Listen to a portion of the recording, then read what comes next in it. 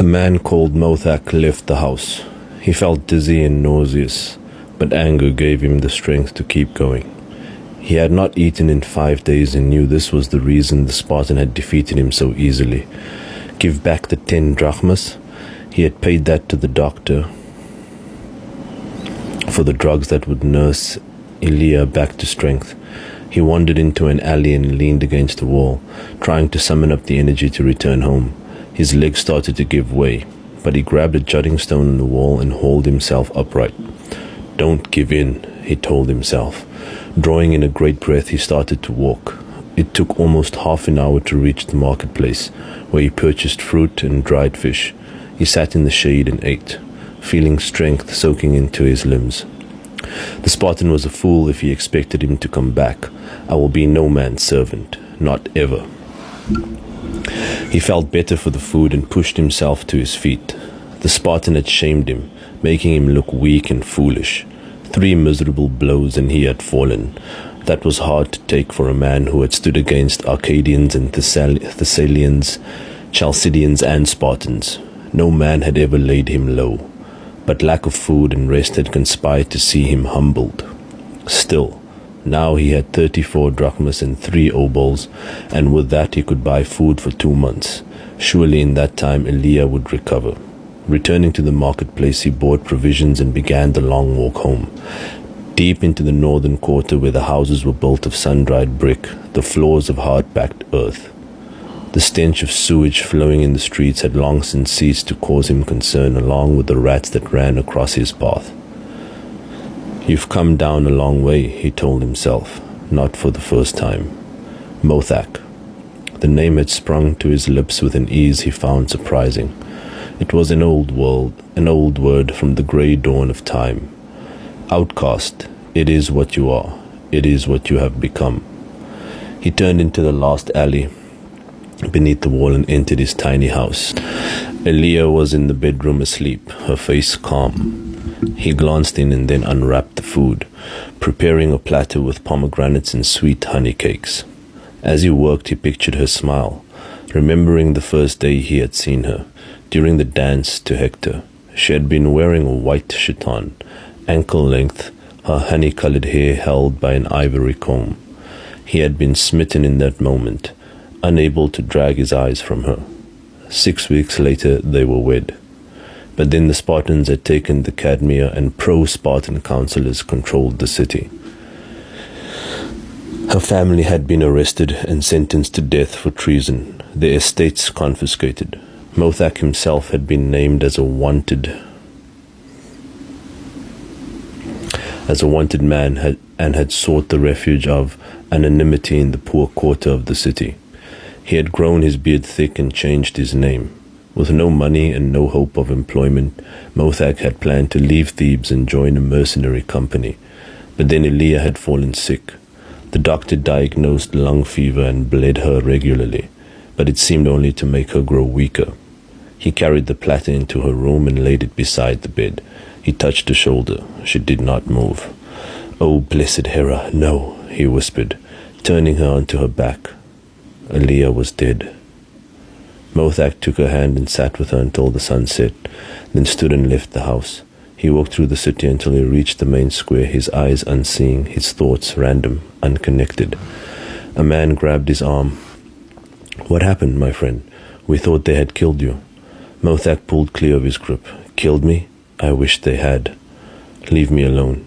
He walked on down long avenues, through winding streets and alleyways, with no thought of a destination, until at last he stood before the house of Epaminondas. With nowhere else to go, he strode up to the wide doors and rapped his fist in the wood. A servant led him to the Spartan, who was sitting in the courtyard drinking watered wine. Mothak forced himself to bow to his new master. The man looked at him closely, his clear blue eyes seeming to gaze into Mothak's soul. "What is wrong?" the Spartan asked. "Nothing, sir," replied the Theban. "I am here. What do you require of me?" His voice was dull and lifeless. The Spartan poured a goblet of wine and passed it to Mothak. "Sit down and drink this." Mothak dropped to the bench and drained the wine at a single swallow, feeling its warmth spreading through him. "Talk to me," said the Spartan. But Mothak had no words. He dipped his head and the tears fell to his cheeks, running into his beard. Mothak could not bring himself to speak of Elia, but he would long remember that the Spartan did not force questions upon him. He waited until Mothak's silent tears had passed, then called for food and more wine. They sat together, drinking in silence until Mothak became drunk. Then the Spartan had led his new servant to a bedroom at the rear of the building, and there he had left him. With the dawn, Mothak awoke.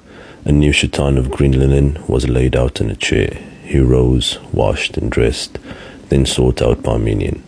The Spartan, he was told by another servant, had gone to the training ground to run.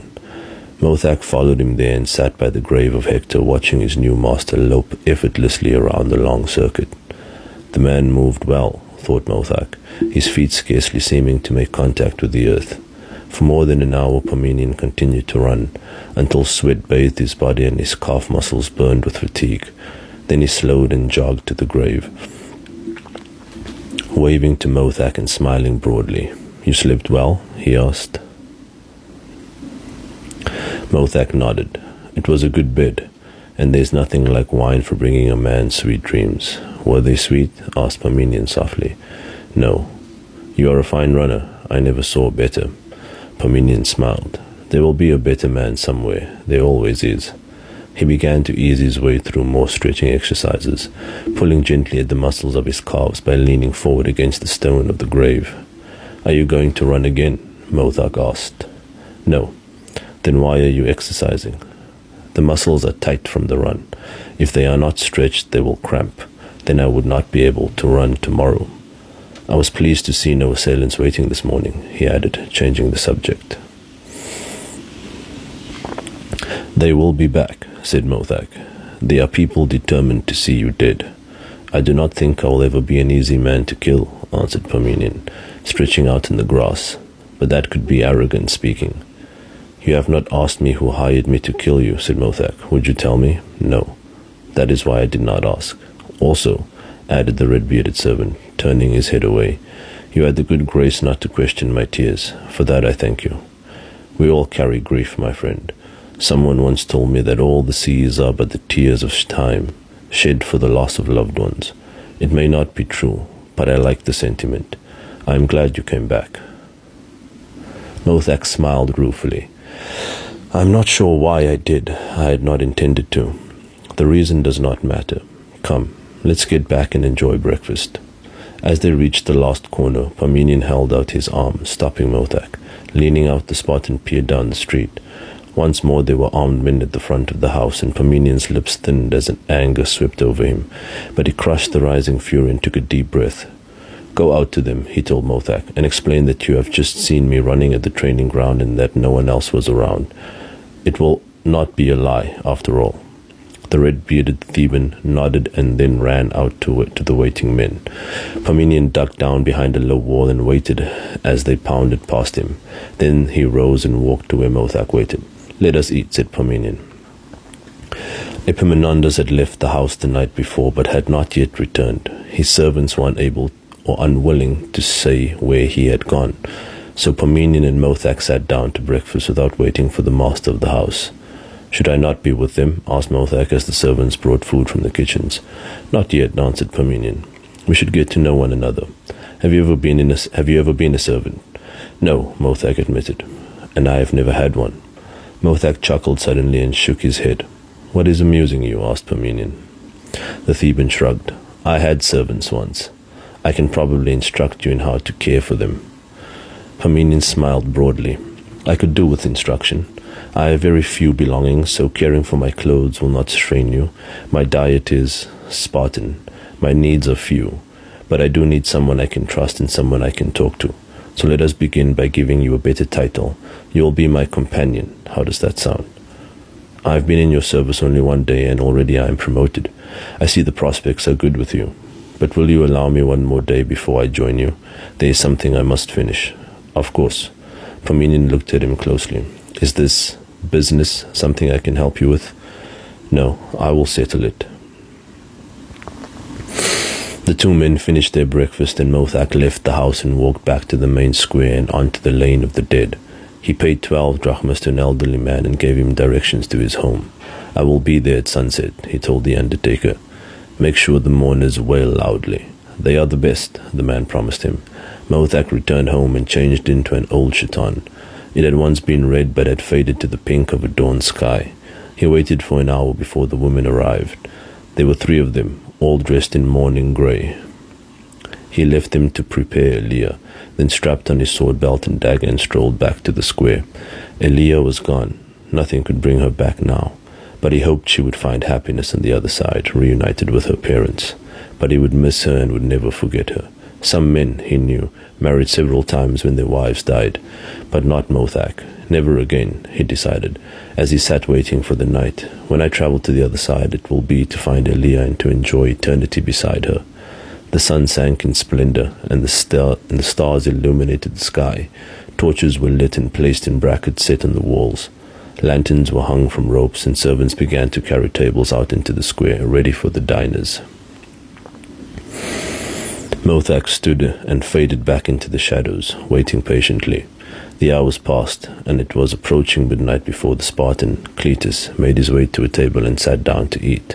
Mothak knew the cause of Cletus's hatred of Parmenion. The racer Meleager had been unable to settle all his debts and had been sent home in disgrace. Without Meleager to help him, Cletus would soon run short of money and be forced to give up the life of pleasure he now enjoyed. All Cletus now wanted, desired above all else, was to revenge himself on the Spartan traitor who had tricked them. Mothak could understand his desire for revenge. He waited until the Spartan had finished his meal, then followed him on the long walk to the Cadmea steps. As the Spartan began to climb the winding path, Mothak glanced around. There was no one in sight. Softly he called Cletus by name and then ran up alongside him. "Have you good news for me, man?" the Spartan asked. "No," answered Mothak, ramming his dagger into the man's neck, driving it deep above the collarbone. Cletus fell back, scrabbling for his sword. Mothak struck him viciously in the face, then wrenched his knife clear, severing the jugular. Blood spouted from the wound, but still Cletus tried to attack, swinging his sword desperately. Mothak leapt back. The Spartan fell and began to writhe in his death throes. Mothak ran from the pathway and back to his home, removing his blood-stained chiton and washing himself clean. Dressed once more in the new tunic bought for him by Parmenion, he returned to the house of Epaminondas. It would not take long for the hired killers to find out that their paymaster was dead. When he entered the house, he found Parmenion lounging on a couch in the andron. The Spartan looked up at him. "You concluded your business?" "I did, sir." "To your satisfaction?" "I would not call it satisfaction, sir, merely a necessary chore." When Epaminondas brought the news of Cletus's murder to Parmenion, the Thebans seemed genuinely distressed by the killing. "I thought you had no love for Spartans," said Parmenion as they strolled through the gardens at the base of the great statue of Heracles. Epaminondas glanced around. There were few people in the gardens and none within earshot. "No, I have not, but that is not the issue. I trust you, Parmenion, but there are plans in progress that must not be thwarted." The Spartan officer commanding the Cadmea had called for an investigation. He is also said to be requesting more troops from Sparta, for he fears the murder may be the opening move in a revolt. "Which it was not," said Parmenion, "for if it was, you would know of it." Epaminondas looked at him sharply, and a blush spread over his pock-marked features. Then he smiled. "You have a keen mind. Thankfully it is allied to a curbed tongue. Yes, I am one who seeks to free Thebes. But it will take time, and when it is close, I will seek your advice. I have not forgotten the plan you outlined." They halted by a fountain that spouted from the arms of a statue of Poseidon, the sea god. Parmenion drank from the pool below it. Then both men sat in a marble seat beneath a canvas awning. "You must be careful," advised Parmenion. "Even the servants know you are engaged in secret meetings." "My servants can be trusted, but I take your point. I have no choice, however. We must meet to plan." "Then meet in daylight," Parmenion suggested. The two friends walked back along the avenue by Electra's gates, but Epaminondas, instead of walking on to his house, turned left down a shaded alley, stopping by an iron gate. He pushed it open and beckoned Parmenion inside. There was a narrow courtyard with high walls festooned with purple blooms. Beyond this was a paved section, roofed by climbing plants growing between crisscrossed twine. Epaminondas led the Spartan into the house beyond. There was a small split-level andron containing 6 couches and with 2 doors, one leading to a kitchen and bathroom, the other to a corridor with 3 bedrooms. "Whose house is this?" asked Parmenion. "Yours," the Theban answered with a broad grin. "I placed 3,000 drachmas on your race. This house was a mere 900. I felt it would suit you." "Indeed it does, but such a gift, I cannot accept it." "Of course you can, and you must. I want 10 times that, what this building cost me. Also," he added, his smile fading, "they are dangerous times. If I am arrested and you are still my house guest, then they will take you also." Parmenion lounged on the couch, enjoying the breeze from the main window and the scent of the flowers growing in the courtyard. "I accept," he said, "but only as a loan. You must allow me to pay for the house as and when I can." "If that is what you desire, then I agree," said Epaminondas. Parmenion and Mothak moved in the following morning. The Theban bought provisions in the market, and the 2 men sat in the courtyard, enjoying the early morning sunshine. "Were you seen when you killed Cletus?" asked Parmenion suddenly. Mothak looked into his master's blue eyes and considered lying. Then he shook his head. "There was no one nearby." "Good, but you will never again take such an action without speaking to me first. Is that understood?" "Yes, sir. And I do not require you to call me that. My name is Parmenion." "It was necessary, Parmenion. He ordered your death. As long as he lived, you were in danger." "I accept that, and I do not take my criticism as ingratitude. But I am the master of my own fate. I neither want nor expect any man to act for me. It will not happen again." During the next 8 months, Parmenion raced twice and won both times. Once against the Corinthian champion, the second time against a runner from Athens. He still competed under the name Leon, and few wagered against him, which meant that his winnings were not huge.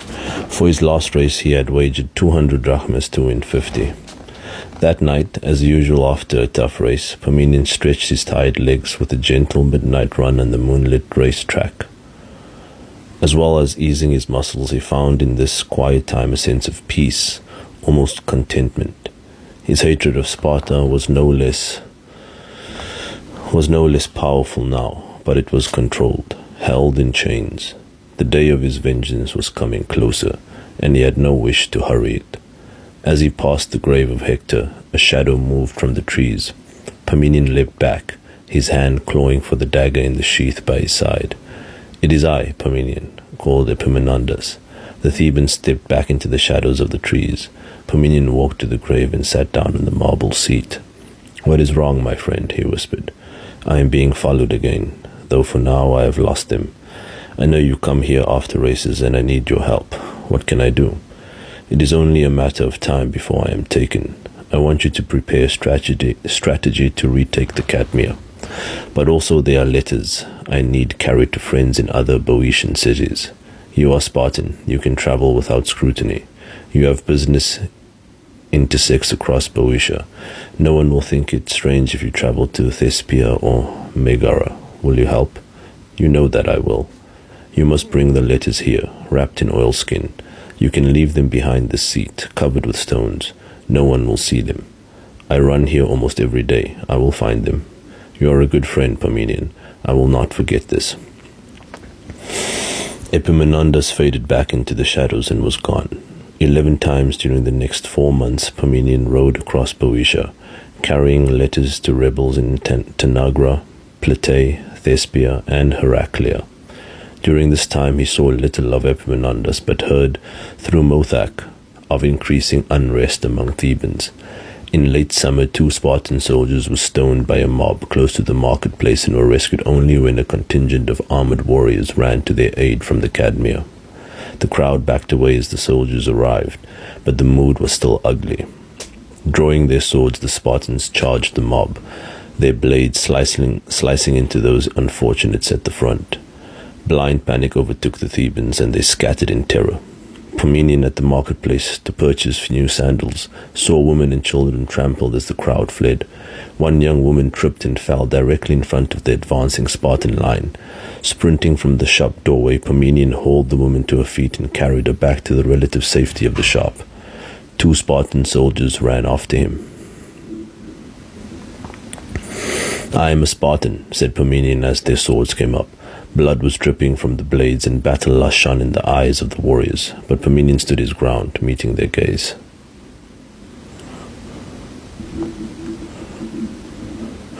"What statue overlooks Leaving Street?"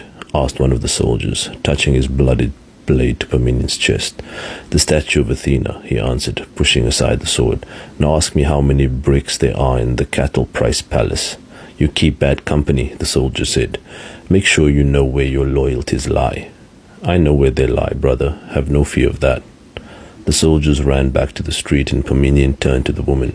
Her lips were stained blood red, her eyelids painted in the 3 colors of Aphrodite, red, blue, and gold. "You are a priestess?" he asked. "No, I am a shepherd boy," she snapped. "I am sorry, it was a foolish question." Stepping forward, she pressed herself against him. "Do not be sorry. For 40 obols I can make you very happy."